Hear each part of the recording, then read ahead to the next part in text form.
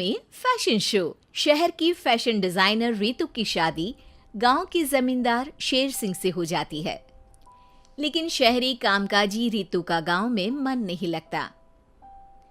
क्या सासू माँ, ये गांव में तो कुछ नहीं है, मेरा दिल ही नहीं लगता यहाँ, क्या करूं मैं? अरे बेटा, जहाँ पति का कारोबार बीवी तो वही अच्छी लगती है ना। अब हम लोग इतने पैसे वाले हैं कि गांव में मेरे बेटे लायक लड़की ही नहीं मिली।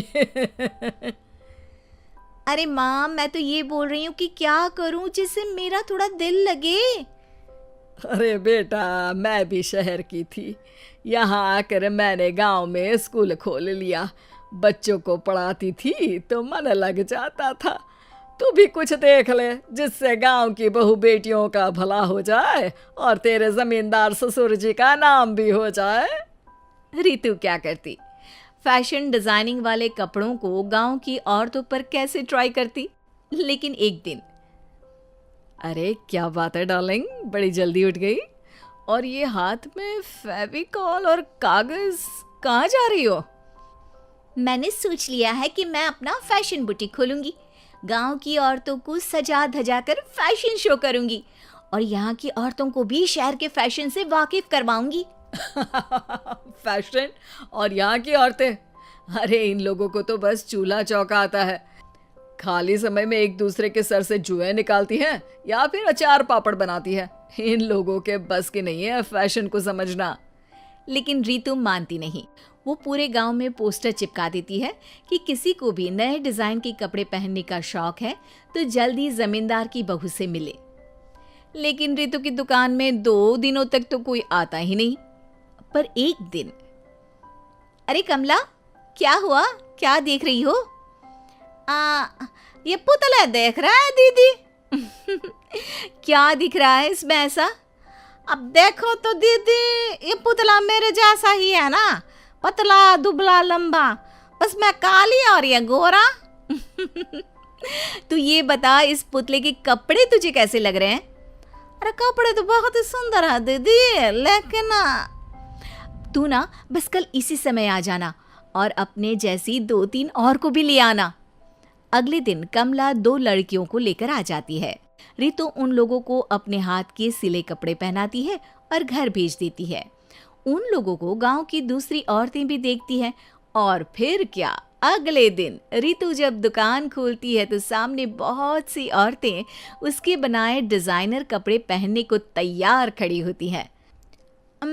तुम लोगों को कपड़े के साथ ही हल्के मेकअप और स्किन केयर की भी क्लास देनी पड़ेगी।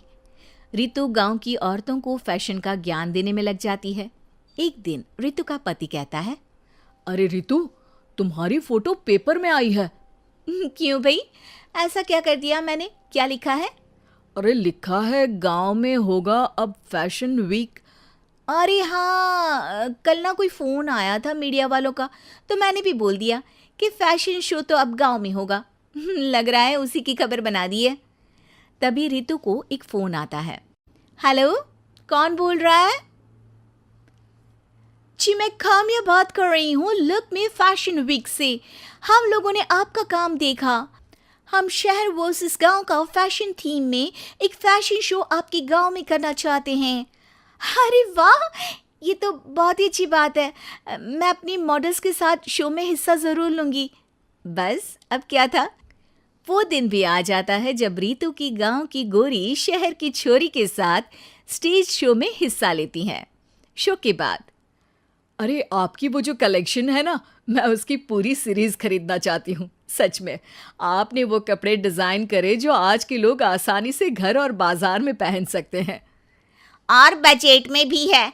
हम भारतीयों के लिए तो ये डिजाइन बेस्ट है जी। वैसे आपने क्या सोचकर ये कपड़े बनाए और आप इसे कितना आगे और लेकर जाना चाहती हैं? औरतें और फैशन एक दूसरे के पर्यायवाची है। तो ये किसने कहा कि गांव की औरतों को डिजाइनर कपड़े पहनने का हक नहीं? मेरा मानना है कि शौक सभी औरतों में होता है।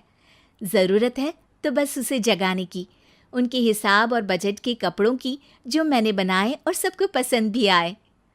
अब रितु का गांव हर जगह प्रसिद्ध है, ना सिर्फ रितु के लिए बल्कि वहाँ की औरतों की